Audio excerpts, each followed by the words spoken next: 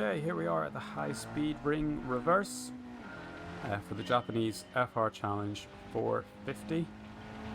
This is the third and final race in the Japanese FR Challenge 450 series, and the last one that we need to do to finish the menu book 10, which is the FR Sports Car Collection. So this race, a third or higher finish will earn us a Toyota Corolla AE86 version. We've already won the Mazda Venus Roadster 1989 in Tsukuba circuit, and the Nissan Silvia at Tokyo Expressway. The Silvia, of course, being the car I'm driving currently.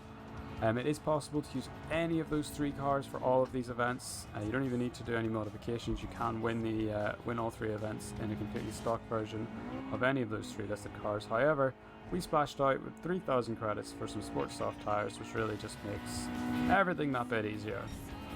So High Speed Ring is a relatively straightforward circuit, one that you should be familiar with from the previous menu books.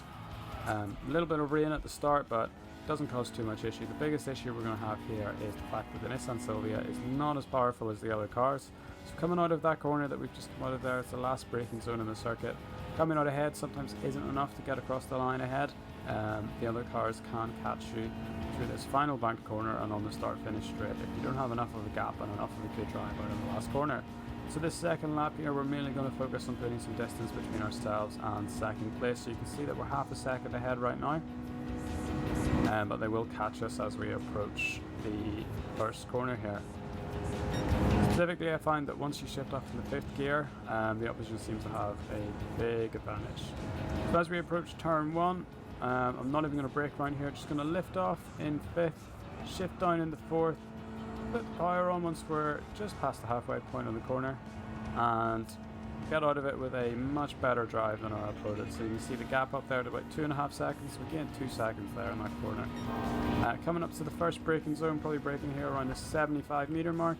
Down in the third gear, coming in wide, cutting the apex, and trying to get out towards the right hand side of the track so we can get the best line for the second corner. So third gear out of here again, putting the power down over the bridge. Use a bit of green paint if you need to. And as we approach the last braking zone in the circuit, we're not going to brake too much. We want to make sure that we carry as much speed through here as possible. Just a dab of brakes down the third, ease back onto the power. Could definitely went faster there, lots more space on the left hand side of the track. You can see now the gap, 4.4 seconds, easily enough time to get us to the end in first. On this final bank corner, just flat out, follow the line. You can see the dark lines in the road. Just a nice gentle line around there, nothing too tricky. And there we are, you can see the opposition is gaining on us, that gap shrinking, but we are far enough ahead that we'll cross the line comfortably in first.